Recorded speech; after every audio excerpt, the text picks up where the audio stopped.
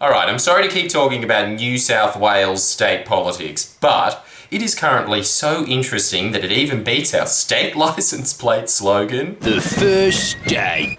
That's very true. It's just a really good feeling knowing that my bed is finally hated for something. Even if that linchpin wasn't the Native Vegetation Act bed scrapping that will lead to the deaths of hundreds of thousands of native animals, or the systematic poisoning of our prime agricultural land through the approval of thousands of coal seam gas wells. Nah, I've got no beef with that. He was probably just trying to invent the McDonald's version of seasoning fries. Spicy water! It's like drinking an El Maco. Turns out that was all just dandy. What made us finally stand up and say we won't take it anymore was... What? What do you mean it's slightly harder for me to get a Jaeger bomb at 1:30 in the morning? Damn you, Mike Beard!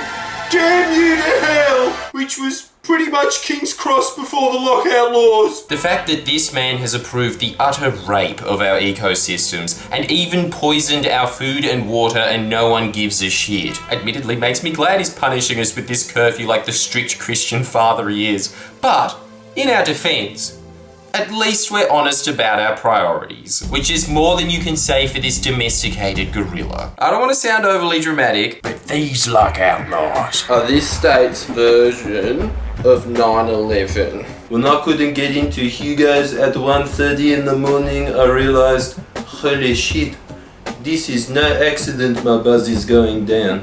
This is a controlled demolition. masked by such an obvious lie that it would even make George Washington reconsider his position on the subject.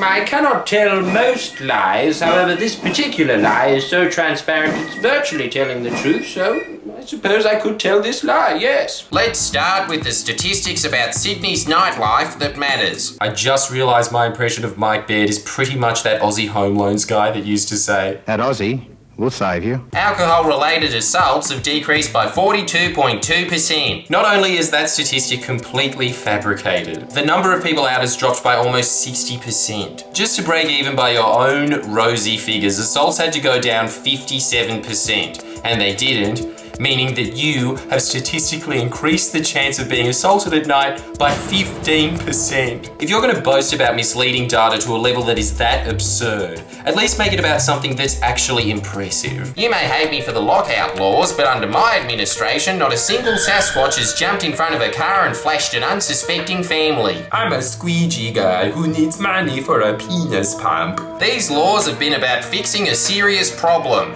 Violence had spiraled out of control. You realise that just before the lockout laws came in, your party was bragging about us being awarded the safest city in the world. Well, it depends on what world you're using to measure. On planet Earth, sure, but if we're discussing Yoshi's Woolly World, we'd be fucking Detroit. But didn't we achieve this by shutting down the whole city and killing its nightlife? The number of small bars in Sydney has more than doubled in that same time period. Yeah, because you're comparing the number of small bars with an area that's twice the size of which you're measuring from before the lockout laws. I'm not a maths genius. In fact, at school I was in the class with a kid who, when his name was called out once, his little arsonist friend said, Oh yeah, Caleb can't come in today, sir. He's in court. but I'd imagine if you doubled the area of the size you're measuring, the number of businesses would also double. Except they didn't. You cherry-picked small bars, which is like saying that sad bonsai that every hipster has on their rooftop is fine because one of the branches is still green. Yeah, man, you just let them sit in the sun and they collect the rainwater and shit. I mean, he's a fucking chiller. He's having a roof party his whole life. You purposefully extracted small bars and wonked the figures because the number of businesses in general has plummeted. Those open late at night went from 750 to 363. Sydney's nightlife from people to businesses has halved. And then the question becomes, most suited to a philosopher in a black skivvy, so over to you, D'Amelio. Why? Some have suggested these laws are really about moralising. They are right. These laws are about the moral obligation we have to protect innocent people from drunken violence. This is the man who is currently trying to throw 120,000 disabled people off the disability healthcare service by completely privatizing it. That's tens of thousands of disabled children out on their asses. Well, I'm going to call you up on that one, mate. I think you should learn to be more tolerant, as not all the disabled children will be thrown out on their asses. Some disabled kids don't have asses. That guy, the pro doesn't give a fuck if the disabled are homeless guy, is saying that this is to protect the innocent. Please. Especially when the lockout map looks like this. Isn't it rather peculiar that the only area exempt just so happens to be the home of James Packer's brand new casino? And the barnacles on the pier that have their own casino! Deal it again! And you thought your clientele was clammy. A more cynical man might suggest that this map is obviously designed to funnel all the alcoholics in Sydney into those safety cactus walls so that they also become gambling addicts. And surely the New South Wales Liberal Party is well aware of the ironclad link between problem gambling and family violence. And yet you, with your utterly deplorable record on protecting the innocent, have earned the ethical podium to gallop in on your Trojan high horse of faux greater good, shrieking like Mrs. Lovejoy, "Won't somebody please think of the children?" You don't own the moral high ground.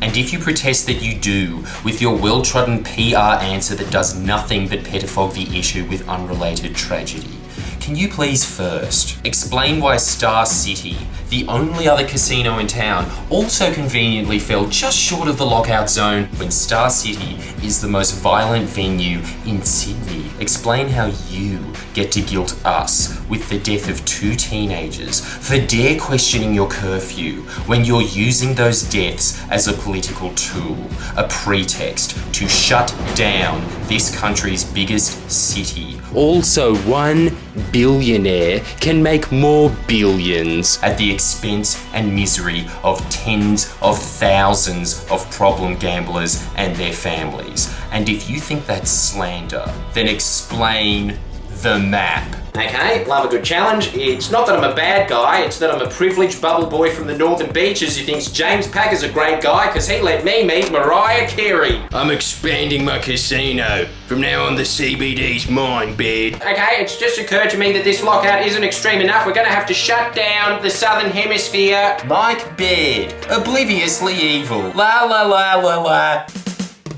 Please press the subscribe button now. Come on.